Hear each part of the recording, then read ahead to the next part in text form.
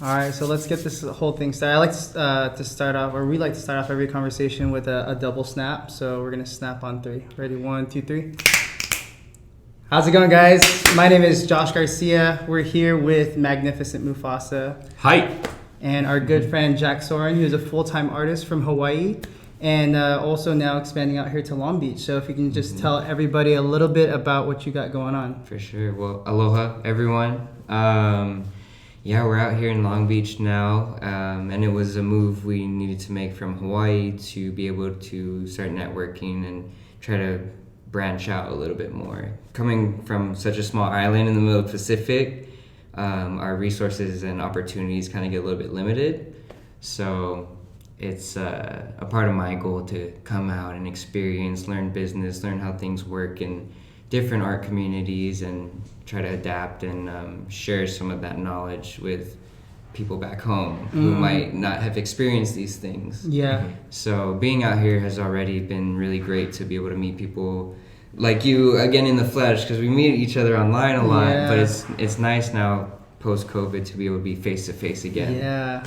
So. I remember just a lot of back and forth and checking out what you're doing, seeing what we were doing, and it's just it's cool that it's these worlds are kind of colliding, and it's cool. We saw each other at Basel, just in different spots, traveling and stuff. Yeah, that was a funny story of how we met at Basel, because I was so tired. I was sleeping on a table in the middle of the day, taking a power nap, and he's been there for probably 15-20 minutes, sitting next to me, but I was down, and then I woke up and I was like, oh, hey, what's up, man? And he's like, hey, what's up? I'm Josh. And I was like, oh, cool. He's like, where are you from? Long Beach. I was like, Josh from Long Beach. Cool. What do you do? And he started to, oh, I know you. You're Josh. Inspired Long Beach. Oh, okay, what's up? I was just taking a nap, But yeah, Jaime and I pulled up. That's what we pulled up. But it's funny because that happens in our world. We're always at similar events and stuff, and it's such a cool tight-knit community that even online you're just randomly next to me in Miami, far from Hawaii and LA. Yeah. But that's the beauty of our jobs and all these cool art events we get to be at. You'd be surprised how many times that happens for a lot of different artists. Because when we did Austin, Basel, we ran into this one LA artist where we've seen him in other states, in Memphis, Austin, everywhere but LA. And we're we live in the same city, but you're everywhere we go. See you outside of the city. Yeah. Which is kind of cool. And, it's really cool, that the mural kind of race, not race per se, but you know what I mean. It's the circuit. The circuit. Yeah.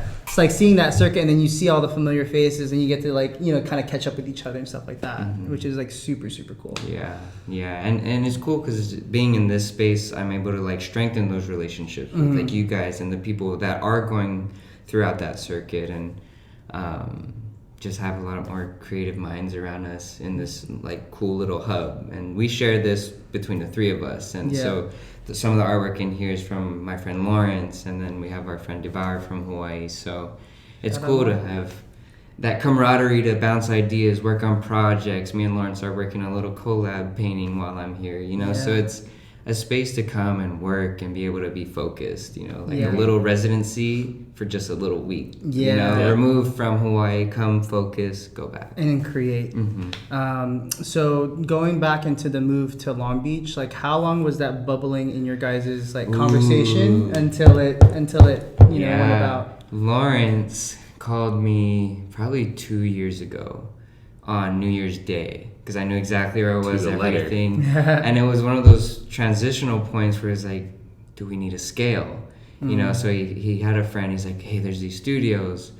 And we were just kind of thought it was an idea, made it a goal, right? Manifested it, put it out there, let's try to see what we can do. And it definitely took time to get to the point to be able to move like this and operate back and forth and commute. So it took time and work, but then finally, probably a year and a half later, it's come to fruition. Yeah. We put the work, it wasn't an easy job getting into the actual space because of rental companies and all that. So we actually learned a lot during that process about contracts and all of it to actually acquire it. But it just goes to show for me that it always takes a little bit more work and maybe a little bit more time watering that seed, and then the right time will come. You know, like I've seen when I force a lot of things, and like if I knew about it right off the get-go and tried really hard to get it then, I might not have been as ready as I am now. You know? So if, based on what you're saying then, did you always perceive this to be an open-ended goal, and that you guys are just going to go with the journey rather than just force yourself to the destination, and also like just absorb whatever alternatives might come along the way? Or was this like, oh, Long Beach is the goal, we can't do any alternative to LA or Santa Monica, like it has to be here? It's just the doorway, it's just the beginning. You know, and that's cool how you put it that way, because it is an open-ended goal. Like this is just like a goal, but a stepping stone, you know, like just to like understand and integrate ourselves into community and give back to it, and then, you know, whatever comes back, then cool, we receive it. But I know there's a big part of being present in the environment you would like to create in and get to do business in. And of course, Hawaii, the art scene isn't like, you know, there's LA and New York, those two art scene monsters that you pick which one you want to go and tackle, you know, and LA's just close enough. And Long Beach is so nicely just outside with a great community where it feels more comfortable here. Like, I don't know if I could stand the hustle and bustle of LA life. So one would say that Long Beach is the Jersey of the East Coast. Just saying. No. I'm not sure if it's far away from the city, but just close enough for you to get there. But I've heard that. I've heard that too. So with you coming over to Long Beach more frequently, it seems that you guys collectively have figured out a system so that you guys can have, I guess you can say, a Flagstaff on the mainland and one on the island, for anyone who might want to be opening like an out-of-state office. What are some of the milestones you had to hit so that you can make this feasible? That's a good one. Definitely took a lot of work to make sure we were able to financially support this investment, and I see it as an investment rather than like, oh, I gotta go pay rent somewhere else. Like, because when I see it as investment, I want to get enough out of that investment to make sure it works for what we're paying for it, because it's not cheap. It's not cheap to do that, but for me it's so necessary coming from Hawaii. So financially, I guess we just save some on the side to like make sure there was enough for rent every month, and if we could just take care of the rent, everything else will make happen, you know, between. But that's why it took more time, because I wasn't financially ready to go for it when he told us about it. But over the growth of a year and a half, seeing it as an investment, I'd be like, yeah, I can put money towards this opportunity, this experience, that I have no idea what will come from it. But I know and I trust the process and the magic side of the art world, and how we move to like, it just always comes. Like, you put the work in, something always comes. And it was crazy because I was a little bit nervous. I was like, dang, this is a lot, you know, to kind of take on. And we did it anyways. We got in, and the first day we kind of like moved in and went to IKEA and all that, I get an email that very day to work with a hotel in Dana Point to have like an activation. And then at that moment, I was like, that's how it works. That's how this works, you know, because you take that risk, not knowing, kind of into the unknown, and then of all days, that day, you have a purpose to now be here. You know, like there is work, like, and it was like, so that's why I say magic, because it's like, the coincidence of that happening that day when I was nervous about doing this made it okay. I was like, I know it's gonna work. You know, it's kind of like the sign, so to speak. Isn't that crazy how that happens too? Is like things will kind of, opportunities will come out of like, you know, nowhere, but it's like something that you kind of manifested or like brought into, you know, because I'm sure you guys were making connections and stuff like that prior to. You know what I mean? There's something like that keeps coming up from my childhood that makes me excited to share is that from Hawaii, we look at a lot of design from artists here and subways in New York, because we come from a graffiti background. So a lot of the art we were seeing was just off of like the internet and like Flickr and like before Instagram and in the graffiti books. So because we never had that as much, like very available back home to see. We don't have trains. So whenever I was a kid and I was into fashion and brands and surf companies, I was like, one day I'm gonna have a warehouse in California with like a big garage door that I could do woodworking and have my art stuff and be in the surf culture and all that as like a kid, you know, and just continuing to do what I love and like create a business out of it. Like we're here now. That's so beautiful. I'm 28 and it took that long. Yeah.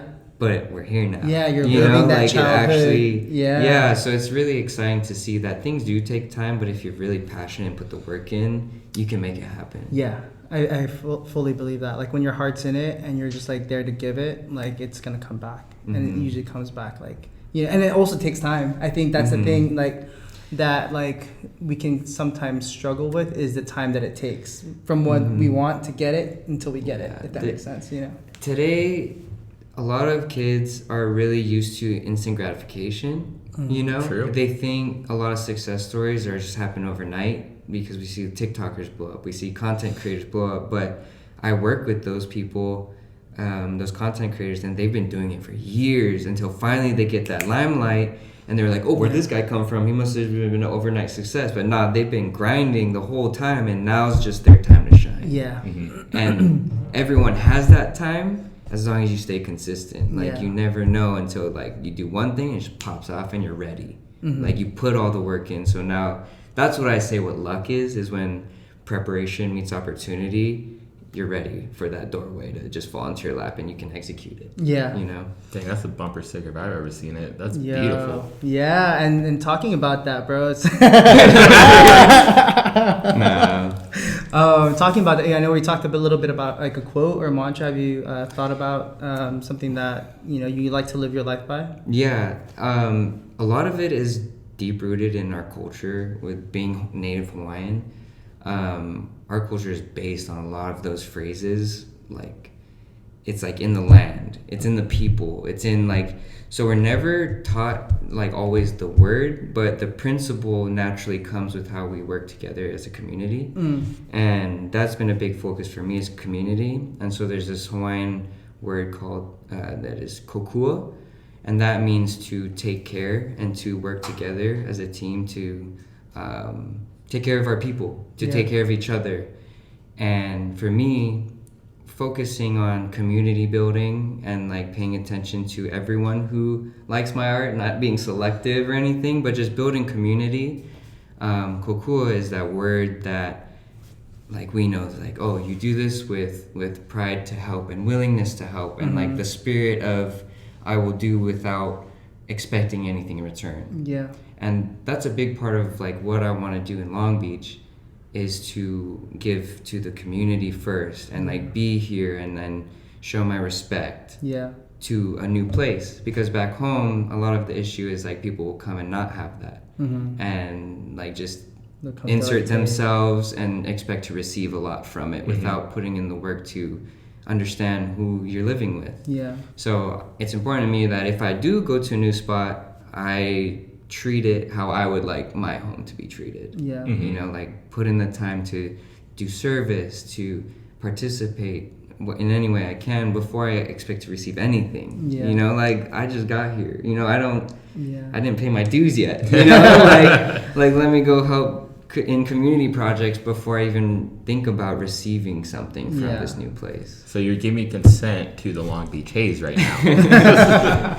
Just so we got that. I'm here to help in the ways that I can, but also like it's just cool to be able to even have the honor to like and pleasure to meet all of you creatives and be welcomed into your community with such a great welcome already. So it's like feelings mutual, and I really admire that, because I remember when we had like lunch the last time you were out and you're like, same things, like, we want to provide and give back before, you know, we ask for anything. I think that's such a good way. It's like just give, and then, you know, it comes back.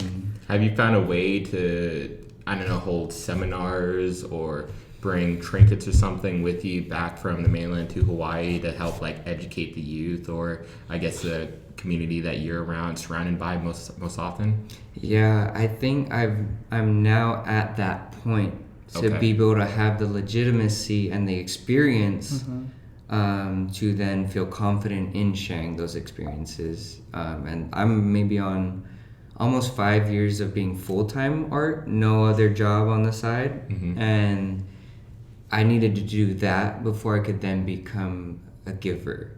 You know, Okay. but like, and in other ways I would give to my community with like cool projects that I learned from here to go home and integrate it into schools and communities. But now I have the faculties and the process and just the experience to execute those types of projects. So for example, I really want to work with my high school in a beautification project. Nice. And they're really focused on athletics my whole time I've been in school, and not so much the creative. So now I'm able to like say like, no, like, look, I'm a kid from the school who is doing this. Yeah. Like the creatives can receive just as much acknowledgement as athletes. Yeah. So now I feel very confident to be able to go home from what I've learned here in different places And to bring it.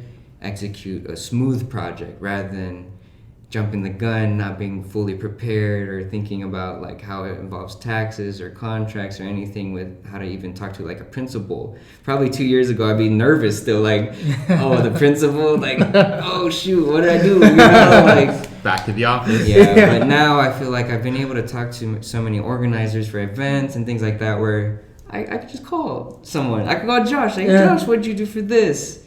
And that network can help provide a great opportunity for my community. Just even knowing you and just like, just hey, the what's your information. advice? Yeah.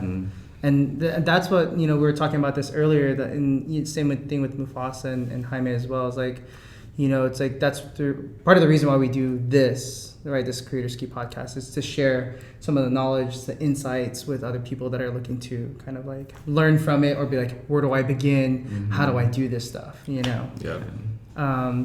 So going on that note, like what's like one or two things that you would impart on like someone like a budding artist or a creative entrepreneur? Yeah. There's a lot, and that's why like I always want to be a resource for like anyone, you know, DMs, whatever. If anyone asks a question, I've been turned down when I've asked an artist something and I didn't like that feeling. So I always promise, like, if anyone asks, I'm gonna tell them, you know, like. Yeah. And so that being said, something that I've learned recently is, and it's good for every artist and every even human, is to, whenever you start a business, because art is business, like you need to know business in order to have a successful art career. It goes hand in hand. And for me, finance is always something that I'm like more financially illiterate. You know, I was never really taught a whole lot of finance, so now I'm learning it. And one important key is to make sure you have like those things in the right order. So business is business expenses, personal is personal. Figure out how your taxes work, because when you do become really successful, if you have those things in order, you won't have to have such a mess to clean up and go through and figure out your taxes. And I'll talk about the taxes part because it's not a fun topic to talk about, but it's so necessary in our business, because we have a lot of benefits as artists to write off these materials and all these things that could save you money to pay for rent for your studio, to pay for more supplies, to pay for plane tickets to a mural festival. And so I've been learning a lot and cleaning up how my business works, so that I can, like, when more jobs come, like, we don't have to have these issues anymore with like unorganized money. So I would say figure out how to like learn a little bit about taxes, learn a little bit about how to use your budgets wisely and your finance, because I'm only now learning more about finance. So that's a big one. In contracts, legal, try your best to understand the verbiage to avoid in contracts, because sometimes contracts might sneak something in that becomes the company's property. Like your drawings, like say if it's a work for hire and you don't catch that, you're working under the company and all the assets you make is under them type of thing, you know, where it's like it's not yours at that yeah, point. and you can easily lose a lot from not paying attention to those things. Yeah. And this is your baby. Your art's your baby, you know. Like you gotta take care of that. I recently had a big company heavily inspired their T-shirt design off of my work, but it might be too big of a company to even battle. Wow. You know, I'm small fry compared to the company, and they could end up suing me. You know, and so. In order to protect ourselves and protect our careers and our work, it's very important to understand what you're reading and the relationships you're getting into with clients and big corporations. Now, with that being said, have you turned Jack Soren into a brand, or is it still like you as a person?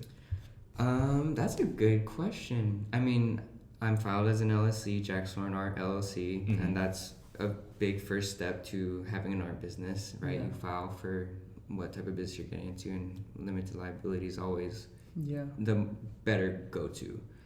But as a brand, I think I'm wanting to lean that way. Rather than being an accessible artist that does for all, like a brand is a little bit more focused on what they do. Like I've been able to do a lot of good branding and marketing with my color palettes and how I present my work, but I don't know if it's like turning into that household name type of brand, you know.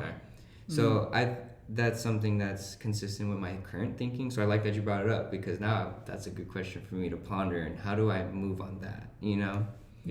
When I speak with this financial advisor so often for some of the stuff that Josh and I work on, and Josh is more of our left brain, even though he's a key artist, but we from our side of the company, we do the right brain thinking. And so whenever I speak to my guy, one of the things that he's been telling me to start like rewiring my brain for is that when you draw this, when you paint this, when you make a mural of this, think to yourself, imagine if you're in court, defend your claim and tell us why your product matters, why it's better than the rest. And it's not a sense of like personal bias, it's actually from a standpoint of like, does this sell? Does this actually translate to all ages? Can this actually work in any field between if it was sports or if it was home appliances? Sell us, and if it actually stands in the court of law or court of creativity, then maybe you actually do have a product. So that's just like a left brain bit of thinking that I try to like focus when it comes to building a brand. Right. I agree. Like my choice of style was definitely had marketing purposes intended. Like I knew where I was at. I'm in Hawaii, you know. I knew what I love, which was surfing, but I also came from the graffiti background. To separate myself from all the other surf artists, I used elements from my roots, which was graffiti, to come up with this new style to differentiate myself, because the market was too saturated with the same style of surf art. So a marketing approach and a brand would be like, okay, how do I make a different style of that's fresh, that's new, that's a new product than what Hawaii is used to seeing. And that's you. And then I'm thinking about those things as a business-minded approach to style, you know. And so there are calculated reasons why we choose certain works over others if it's good for business, and that could be your route. Some people are just naturally gifted to put out bangers and just sell them. You know, like. But I'm a very organized left brain, right brain. So I organize things and I think deeply about them and like play that chess game of like, if this art looks like this, it could go here, here, and here, and then hit all these different targets. You just place it, Like for quick example, I understand some of my fine art paintings that might look good on a gallery might not have the same public interaction as like a fun public mural. Because for example, this painting here is where I realized I painted this in my studio back home and I brought it over here, but I used the same image to paint a mural in Europe for Upfest. And what I realized is like, it's cool, it's fun, it's like kind of contemporary, but I realized like the public saw it that way. It's like, oh, something I don't really understand, rather than like I feel like I might have wanted to paint more of like a skateboarding walrus with like cool hair, and then like the public's like, oh, that's like, yo, that's crazy, like that's so cool, like walrus, rather than having to like really think about like the fine art aspect to it. So then I realized like, oh, like maybe my murals might be a little bit more geared towards what public might interact with or feel with or get a fun pop of something, you know? And then my nice like fine art stuff can stay in the gallery environment. That's so crazy you say that. Like, this is kind of a raw statement here, but a lot of artists will see would have like a signature character or a signature style, and they would just throw these animals or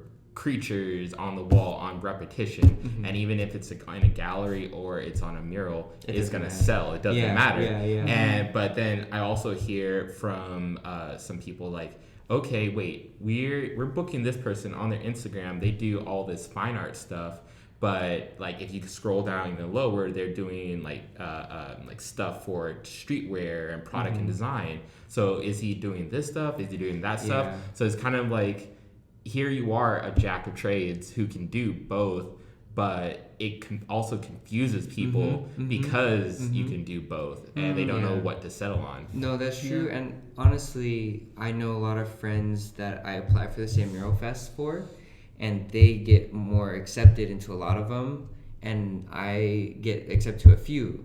And I know that my mural, like, it might have that effect on me. You know, like my mural work might not be as applicable to other parts of the world because maybe it's surfing focused. And so I just limit myself to a coastal audience if I stayed with that one brand, and I just accept that as that's my path. But if like I integrate more of a thought process into like, okay, what is the purpose of this project? It's a public mural. Okay, let's do something fun for the public. But I also think it's so much easier to be like atomic with the orange and just be like, put it everywhere. Like you don't even gotta think about what you're gonna do. Wallpapers, shirts, murals, galleries. But that's him, you know, and that's his path, and I can't expect to be him. So I find what works for me and what the way I think and meticulate things and organize things, and maybe that choosing specific styles of work per project is just how I do it, and that's how I do it. You might go about it different, and that's cool, you know. And going back into your work, right? Because I know you're at a place right now where you're kind of like exploring different styles. How would you explain to someone like your previous, like, or not previous, but like what you've done up to this point, right? Ooh, it's something that I'm trying to get back to, because that's true to who I am. Like some of these figures that I draw, I put a lot of brain effort into, and there's some like what I used to draw, which is like skeletons and wizards and you know, pirates and like more like punk stuff coming from graffiti. That is natural. Like I don't need references, I don't need nothing. They just come right from the brain. Just go. And I'm trying to get back to that. I'm trying to be more free flowing with just like letting things come naturally and being okay with sharing them. Because my audience is used to one thing. They're not used to pirate boy, like skeleton crazy stuff. Like I'll slide it in there. I'll slide it and see, and it's like, oh, the numbers are a little bit low. That's fine. You know, like they might not need to like it, but those people liked it, you know?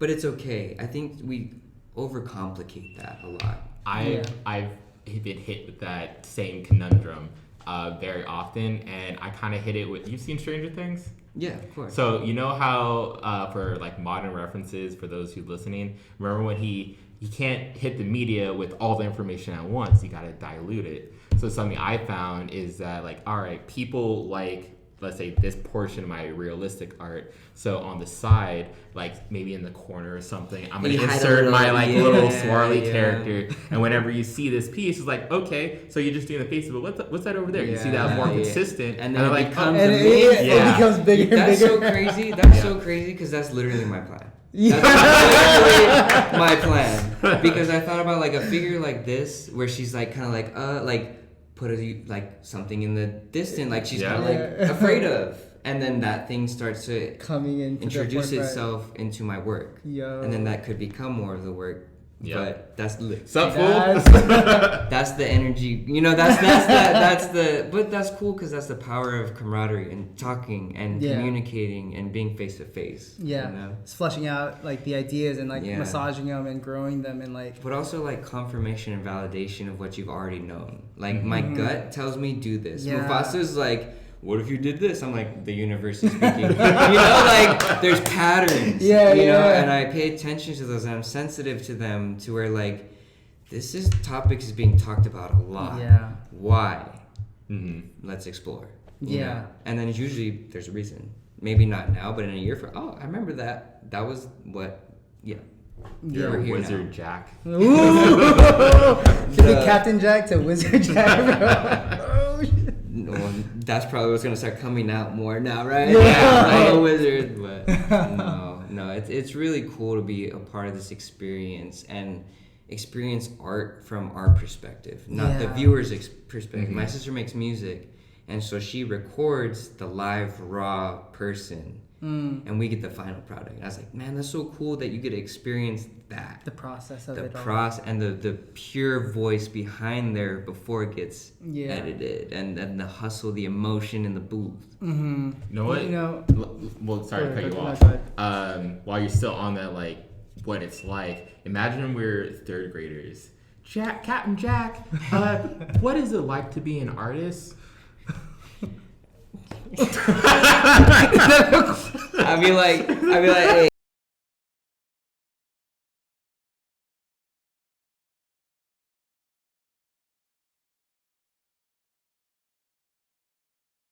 Like, that's the part of like giving that people miss. They feel like they just need to take to get the success. Like take those steps, take the thing, take the like.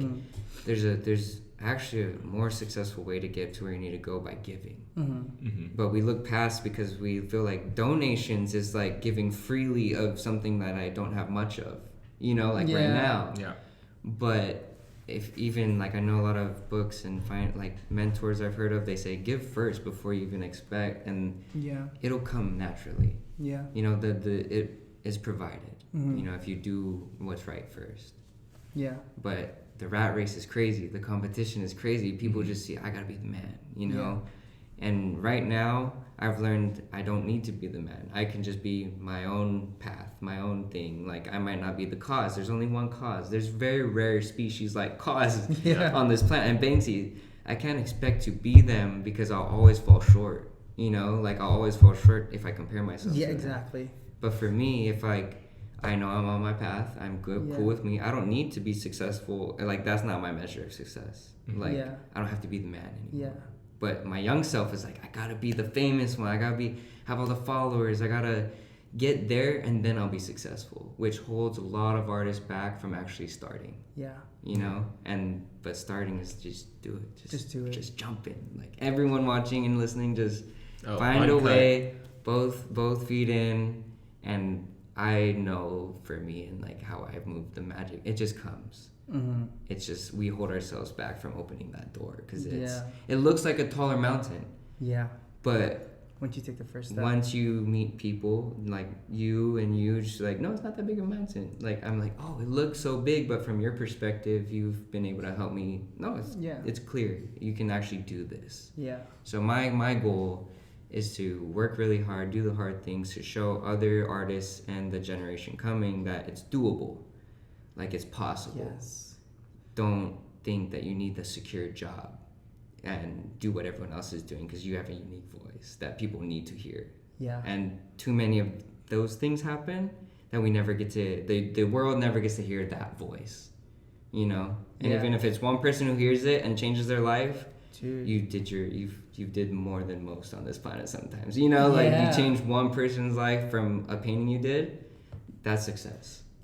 To me. It's crazy because like I feel like with what you're doing, with what I'm doing, with what you're doing, it's and like, you know, just all the creatives, it's like one painting, one video, one piece of content that'll change someone's way of thinking and change their life for the better. I think that's like the most beautiful thing. You know what I mean? When they come back to you, be like, oh, that piece that you did like really changed how I thought. You're like, oh shit. That's happened like when it comes to like mental health stuff. And I'm like, man, like I never saw my work doing that for someone. To remind them of this journey they've been on that is so wholesome to them, where like I needed that piece because of this, and it helped me. Yeah. And like that's like, this is why I do what I do. You know, this is why we do what we do, because it matters to those people. It doesn't always need to matter to us, because that's the power of art. Yeah. You know. Yeah, and like even good music or good song, or like it's deep, you know, and it's just like, even for me, I'm like, whatever like it is for what you want to do, like just do it, like express that part, because when you do that fully, like you feel good, and then you put out good work, and it's just like in today's world you can do any. My cousin, I'm so proud of her, because she got into Legos during the COVID, became a big Lego head, buying all the collections, but now started a business making Lego jewelry, like just something fun, like little earrings with the lightsabers. I'm like, I wish my ears were pierced, because that's dope. But she saw like you can make content and create it from anything, and she started her own business. And we need more entrepreneurs. We need more of that, and it's Legos. Anything is possible if you can turn a Lego into a business, you know, like that. And so it's cool. It's really, we have a lot of opportunities to make things happen today, from like the things that our parents would have been like, you can't make money doing that. You know, like, we can. Yeah, you can. You know, like, just watch. So it's awesome to live in this time period where it's one of the best times to be an artist, an artist, in my opinion. Like the creator economy is like so real right now, you know, and like with consistency, persistence, knowing exactly what you want, like it's all good. When it's community building, like artists build whole communities from what they do. You know, like companies have a hard time doing that, you know. So it's cool. So talking about companies, right? You've done some brand partnerships and sponsorships along the way. What has been like a couple of your learnings from that? I know you mentioned contracts is very important, making sure you decide on what's going on with the work, once it's done, when it's created, etc. But what are some learnings that you've had, or like what are some ways to attract brand sponsorships or etc.? Branding is really important. One thing that I've learned is if there's a specific brand you want to work with, like coming from the North Shore of Oahu, it's either you surfed and that's how you got famous being a pro surfer, or you skated, you did something along those lines, and I wasn't as good as my friends, but I found a way to do art to be a part of that community. So like I did the artwork for Vans Triple Crown for 2022, so it's coming. So the poster work, the promos, everything for those 3 contests, or the main contest, is how I, as an artist, won the Triple Crown. The surfer wins the Triple Crown, but the art side in our realm, I feel like I won that. You know, like I won the contest. Because you got all 3. I would never win the contest surfing, but from finding my own lane, and it's aligning your vision with that company's vision that you might want, you know, like it's but like my stuff wouldn't work for other companies, but I know where I want to live. I know what companies I want to work with, and like the environment I want to be in. So if my vision aligns with their vision, and it doesn't have to be like selling out, you know, it's just like we have the same morals, we have the same community, we have come from the same places, let's go there. You know, and so it is a business, like to build your brand and your vision, and then you find companies that match your vision too. You don't always, like, I would actually rephrase that saying, find companies that match your vision. Don't change your vision for someone else's business. Because staying true to yourself is how you actually have that confidence to be like, no, we actually need you because you stay true. Unless you just want to be a graphic designer and just design freely. But for where I'm at, like, if they align with my vision, then cool. It works. Let's partner up. Let's do something cool. And then you create towards that. And like so you start having those conversations. My brand, like people see like, oh, you're consistent with this theme. You're consistent with these colors. We love those colors. We love the flowers, and that aligns with what we're trying to do with this project. So that was a calculated move on style and how I use colors and my imagery to insert myself into the surfing world, which I've always wanted to be of as a kid. So I found my own way to do that. You created that. So now, if my new goal, because I've gotten there, and we always have to make new goals, is like, okay, what if I was to be a household name and a collector's item? What do I do with my business and my brand to then become more of a collectible than a very like open, like open edition type of artist, you know, like if that's the route I want to go. Yeah. So like there's business pivots within your own style and how you want to move on with your career that art can be really calculated to doing so. Yeah. I feel like this is my favorite episode so far. Yeah. Good. So thank you so much, dude, for taking the time. I know we talked about it, and like it's been dope. Super excited that you guys are all out here now. What are sorry. Oh, go ahead. Yeah. What are some things you have lined up for your next couple ventures here in Los Angeles? Ooh, in Los Angeles. Long Beach. Sorry. Long Beach. The general area. Yeah. I'm just learning right now. Okay. Like I'm learning, I'm observing, I'm being here, and I'm not like really like I want to do outreach. I don't do a whole lot of outreach. Like people usually just come to me, which is I'm very grateful for. I know artists do really a lot of work to outreach and put themselves out there, but I'm just here to learn. I'm just here to talk, get familiar with the community, know how you guys move, and just see what comes, because the more people I meet, the more cool opportunities just come out of the woodworks from being present and talking with y'all. But expectations, like that's part of the scary thing, is like maybe there's not a whole lot in Long Beach right now, but I'm working towards growing that. But Triple Crown is something that's coming up. I want to go to Decon for the first time, so that's a good way to come out here and experience that. That's gonna be fun. Because I want to make vinyl toys eventually. So I'm kind of just learning right now. I'm learning how Long Beach works. I'm learning how LA works. I'm learning how all the business works, because it's foreign, and I want to know what I'm getting into and also know how to respect it, what you guys expect from newcomers, and move that way until something pops up. Yeah, that's dope. And like you can just really just be you. You know what I mean? It's like, what up? I'm out here. Yeah. So right now, like I just had meetings with companies that work like Vans and Vissla today, and so that's me doing that work now. Yeah. And then they have projects they want to work me on, so I'll have stuff coming soon. But Hawaii, there's a lot of fun stuff coming. So that's cool. Kind of where I'm at and what I'm looking forward to. The Triple Crown and going to Miami, trying to get to Basel and do that again. That was a really fun experience. So just